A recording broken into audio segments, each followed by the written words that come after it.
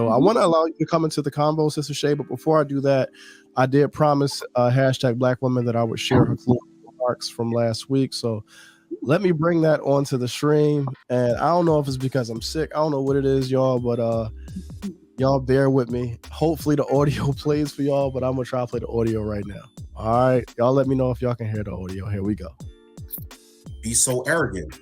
If you inherit the arrogance of the European because you're trying to be with or serve the European. Hashtag Black Women.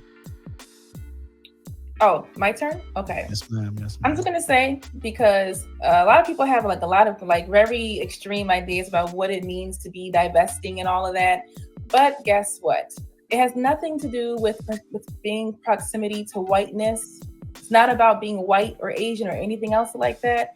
It's about being in proximity to masculinity and being in proximity to men who understand what their job is as a man. All right. Like what a father brings to his children, to his family, to his community is something that only a man can bring. And that I, as a woman, am not made to fill your shoes. All right. And what I bring is not something that you as the man can bring. You are not made to fill my shoes. So it is a partnership. And it is not worth Black women's time to continue to stick it out with the group of men that claim that they are being held down. They are unable to perform. They are unable, and we are expected to do your job better than you can. We're expected to raise boys and teach them masculinity and teach boys how to be men when we're not created to do that. So I need to create children with men who understand what it means when they become a father. And that is the only way that any woman should be moving forward. If he can't perform, if he can't do it, the system won't let him, society won't let him, then what is the point? You guys can stick it out and continue to, do it together and make it work, but that is not for me. All right. And if that's crackhead talk, then I guess I'm a crackhead. But thank you for having me. All right. So, tell me where I said white men are superior to Black men there. Tell me where you didn't say it. You said that. Where did this say white men? I didn't even mention white men. What are you talking? You said the entire conversation says. I literally said men need to understand their job as men. And then that's what I said. If you do, I didn't say anything about white men being superior to Black men. I said men have to understand their assignment as a man. I would appreciate if you allow a response. I'm okay, but I'm just letting you know again that you tried to put words in my mouth, and I didn't say that there because I know I don't feel that way. Okay. I said men have to understand their assignment as a man, and as women, we are not made to fill your shoes. Yeah, that's what I said. Literally. We played the clip because I think it was My Eye Speaks that mentioned that you said that white men have an superior masculinity to Black men, and I said that is in fact what you said in your closing remarks last week. You just, oh my goodness, okay, you did not say the words specifically. White men have a superior masculinity to Black men. What you said is that I am a divester and I'm looking to partner with men, meaning the Black community, Black men ain't it. I'm looking to partner with men. I didn't say that. You're straight putting words in my mouth. Okay. What does it mean? What does it mean to be? What did you divest? What did you divest from? I said Black women need to go with men. Where did you divest from? You said Black women need to go with men who actually embody masculinity. You said you're a divester. Men that understand their assignment as a man. So hold on. That doesn't have that. That can be a man of any color. It's not worth it to Black women to stick it out with men who believe they're oppressed. No. That's what I said. It's not worth it to stick it out with a group of men that believe there's a giant foot on their neck. It's not worth it to understand that. To stick it out in that. Okay. You can try and twist the words now and find some context that wasn't there, which is what you're trying to do. Let me tell you the problem. Find context that wasn't there, but that's not what I said. Okay, let me tell you the challenge that we're having in the conversation. Each time that we try to use logic and reasoning based upon what you said throughout the conversation. You try to twist my words. There's no need. Yes, you are. Because you said I said that like verbatim. You said that I said white men are more superior, and I believe that white men are superior, and I know I didn't say that. Okay, you started off the conversation both today and last week by stating that I am a divester, right? And that you have divested from the Black community. Divestors divest from men who believe they cannot move because there is a war against them, and they are oppressed. What group of men believes that? So hold on one second. So divest from those men in favor of what men? You are divesting. You are leaving. You can go wherever you want.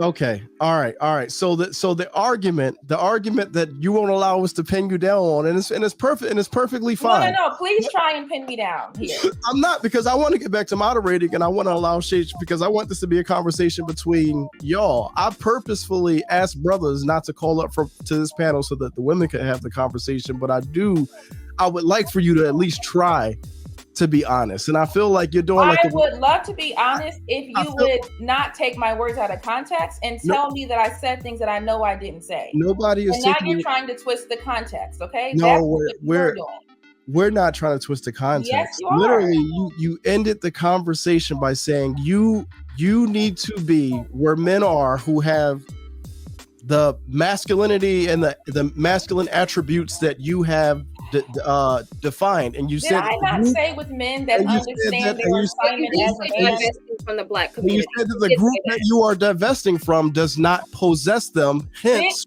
did I not say? Hold on one second. Let me just finish my statement, because I keep allowing you to finish yours. You won't let me finish mine, and I don't feel good. So let me just finish the statement, that you could respond. I want Chez to get it as well. You said that you are divesting from men who do not possess certain masculine traits in favor of men who have these traits, right? So you cannot say that as a part of divesting that Black men do not have these traits that you're referring to. All Black men are talking about having this foot on their neck and they can't go forward. You want your children to be raised by a group of men that actually have masculine attributes. So if you're making that argument, you are in fact making the argument that this group of men has a superior form of masculinity than Black men. That group of men has the only type of masculinity that every type of man should have. And you're saying that Black men's masculinity is inferior to that? I'm saying that if Black men believe they are being oppressed by white men, then yes. I'm saying if Black men believe that they are being oppressed by white men, then yes, you must be inferior, because there's a war against you. You're being oppressed. Okay. So if you can't get up in 2022, then you must be inferior. All right. I want to allow ChezCharde to come into the topic. I knew Chez would be here.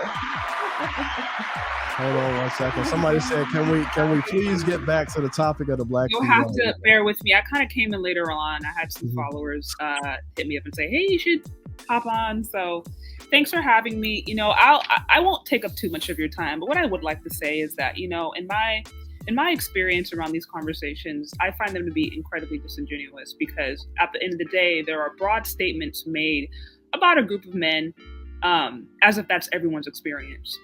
For example, someone who says, okay, I'm going to go divest to men, or I'm going to go to men who are, treating me right, doing this or this or that. And then they go on to list all these different ways that Black men are inferior. Black men have, they kill more women, or they're not good fathers. They're not good husbands. They beat, A, B, C, X, Y, and Z. At that point, that woman is telling on herself.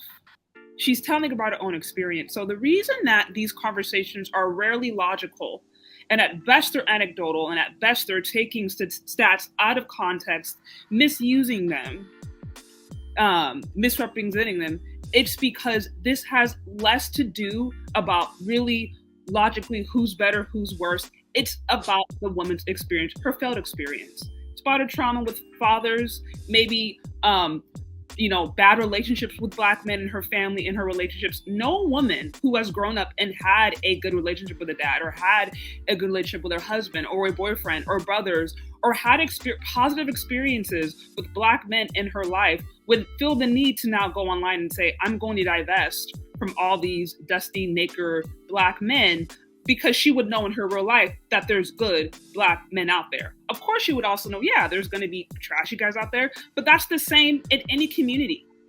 Also, to me, the fact that there is such a willingness to pedestalize quote unquote white masculinity also to me shows that a lot of women who talk about divesting actually don't have relationships with white people or these other ethnic groups, because best believe some of my closest friends who are not Black have had some of the dustiest, trashiest struggle bandit situations out there, and they're white women.